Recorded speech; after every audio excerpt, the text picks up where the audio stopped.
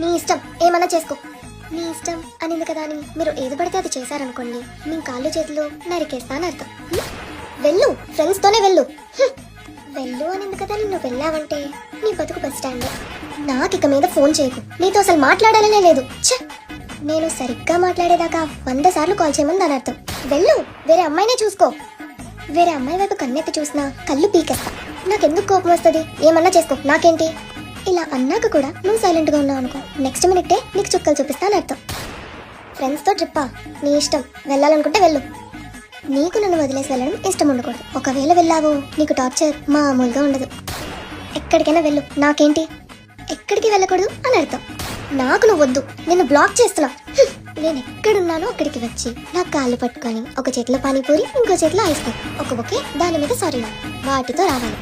మీరు ఈ వీడియో చూసాక కూడా మీ గర్ల్ ఫ్రెండ్ లేదా వైఫ్ ఇంకా అర్థం అవ్వకపోతే సారీ టు సే